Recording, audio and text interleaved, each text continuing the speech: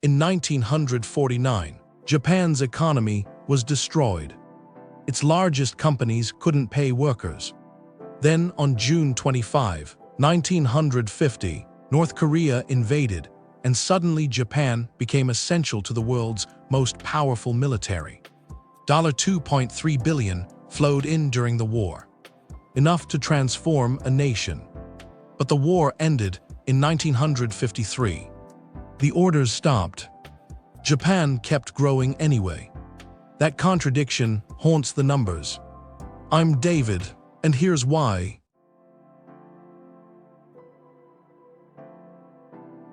By 1949, Japan's post-war collapse had reached a breaking point. The war had left the nation's industrial infrastructure in ruined cities bombed to rubble, factories stripped or destroyed, ports unusable. The American occupation had dissolved the zaibatsu, the great family-run industrial conglomerates that had dominated Japanese manufacturing. Toyota, Mitsubishi, Sumitomo, Mitsui, these companies that had once employed millions, were suddenly bankrupt, their hierarchies dismantled, their capital seized or frozen. Workers went unpaid for months. Factories stood empty. The yen had collapsed. Japan's currency was nearly worthless on international markets, and hard currency dollars, pounds, anything convertible was desperately scarce.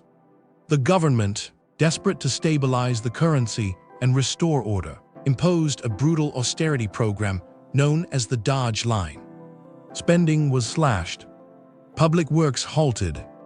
The shock deepened the depression instead of ending it. Unemployment spiked. Poverty became acute. Prime Minister Yoshida Shigeru faced a nation that seemed to be spiraling toward permanent dependency. Without access to foreign currency, and without export markets that wanted Japanese goods, there appeared to be no path forward. Japan was trapped, occupied, impoverished, and apparently facing decades of poverty. Then, on a single day in June 1950, everything shifted.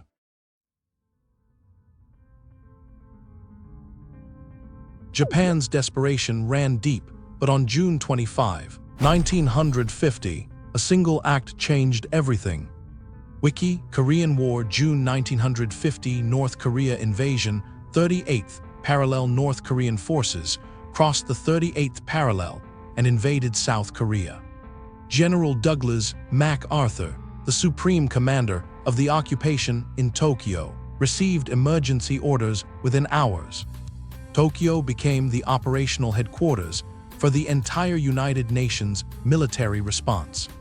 Japan, still technically an enemy nation under occupation, suddenly found itself at the center of a major Cold War conflict.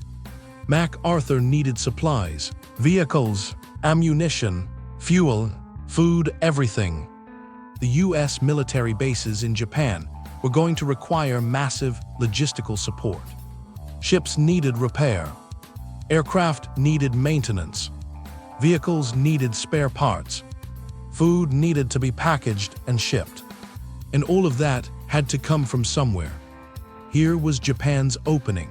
The occupation forces required a functioning supply line, and Japan was the only industrialized nation close enough to provide it. Within weeks, the U.S. government began routing military procurement orders to Japanese companies. The orders were urgent. The scale was unprecedented. Supplies that Japan's factories were producing in 1949, textiles, basic materials, suddenly had customers with unlimited budgets. Suddenly, Japan mattered. The U.S. military needed its supply lines intact, and Japan was offering to fill them. Prime Minister Yoshida recognized immediately what was unfolding. Japan's economic collapse had just been interrupted by the one thing that could save it: a shooting war on Japan's doorstep that required Japan's industrial capacity.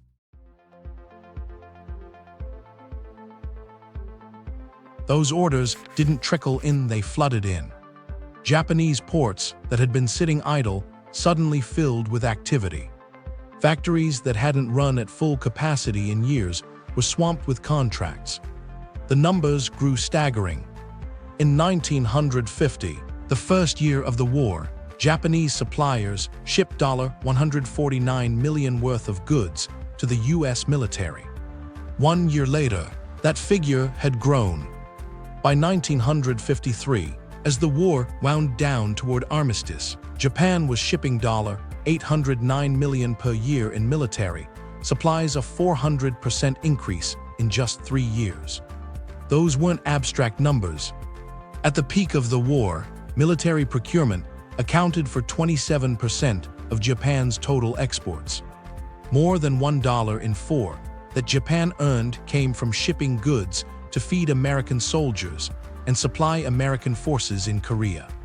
The composition shifted as the war dragged on. Early contracts focused on textiles and fabrics, uniforms, tents, canvas. As the fighting intensified, the orders shifted to heavier goods, metals, transport machinery, spare parts. By 1953, the big-ticket items dominated vehicle components, ordnance repair, shipbuilding, and logistics services. Over the entire 3-year window of active combat, Japan earned roughly $2.3 billion in hard currency from military contracts. For context, Japan's entire economy in 1949 was barely functioning. This windfall represented roughly 3 to 3.5% of Japan's annual GDP, a massive shock of capital directly into a broken economy, year after year, at exactly the moment when it was most desperately needed.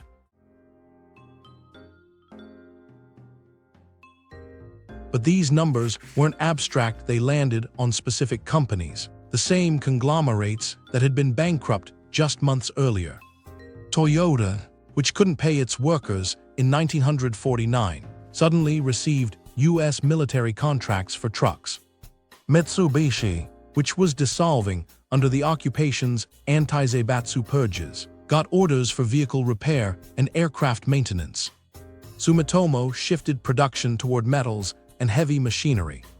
Mitsui filled logistics contracts. The rescue came through formal structure.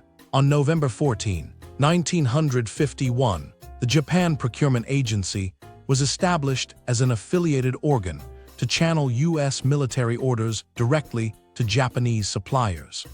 Wiki, Japan Procurement Agency, 1951. The agency's mandate was straightforward: match what the U.S. military needed with what Japanese factories could produce. The effect was revolutionary. Orders that would have spelled bankruptcy in 1950 became survival, then expansion, then growth. Factories that had sat idle reopened. Workers were rehired. Production lines ran double shifts. New equipment was ordered. Capital flowed back into these companies through actual work, earned money, not charity. That changed everything. By the time the peace treaty was signed 3 months later, Japan's largest industrial groups were no longer dependent on occupation support. They were sustaining themselves, working around the clock to fulfill orders that would keep them alive through the entire post-war decade.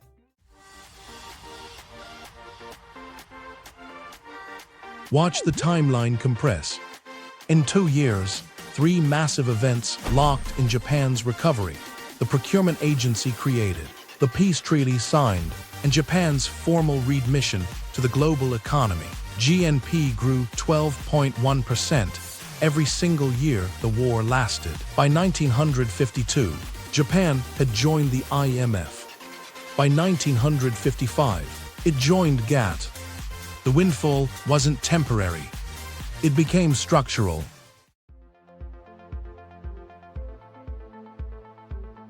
The procurement boom didn't spread evenly across Japan.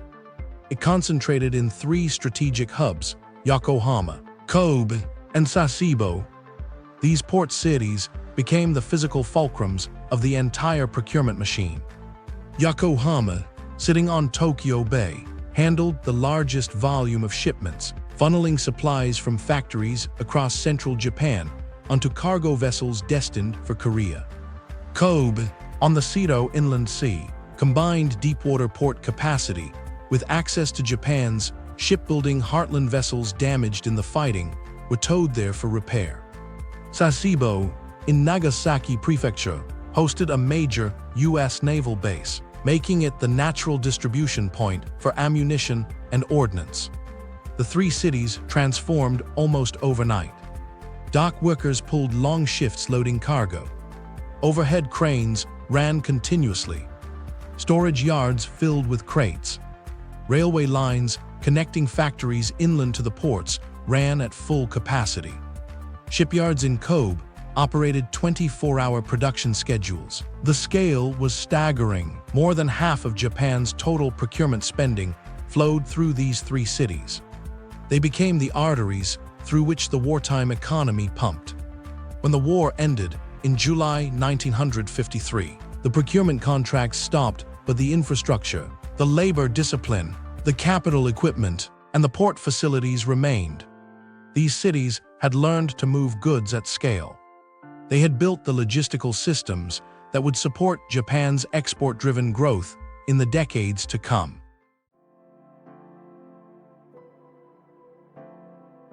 In July 1953, the Korean War armistice was signed. The fighting stopped. The urgent procurement contracts dried up almost immediately. By year's end, American military spending in Japan had collapsed. The windfall was over. But here's what the data reveals: Japan didn't collapse with it. The infrastructure built to support wartime orders remained intact. Factories retooled for high-volume production. Workers trained in precision manufacturing. Port facilities capable of handling massive cargo flows. Capital equipment purchased and paid for. The discipline remained. The work ethic remained. More importantly, businesses had been forced to reinvest their earnings in equipment and training rather than extract profits. By 1953, Japan's industrial base wasn't just restored, it was modernized and ready. When the Korean War ended, that capacity didn't sit idle. Japanese manufacturers turned to export markets worldwide. They shipped to Asia, Europe, Africa, the Americas. The 1960s saw GDP grow at double-digit rates year after year. 3 years of military orders had seeded 4 decades of peacetime dominance. Today, that same playbook is running elsewhere.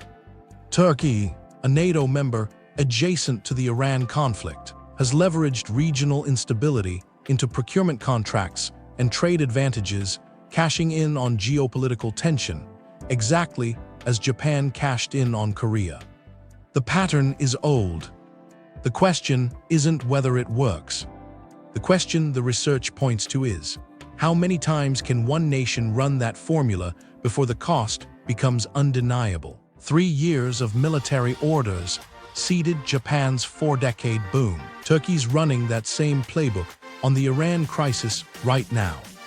Subscribe if you want to see where this repeats. I'm David.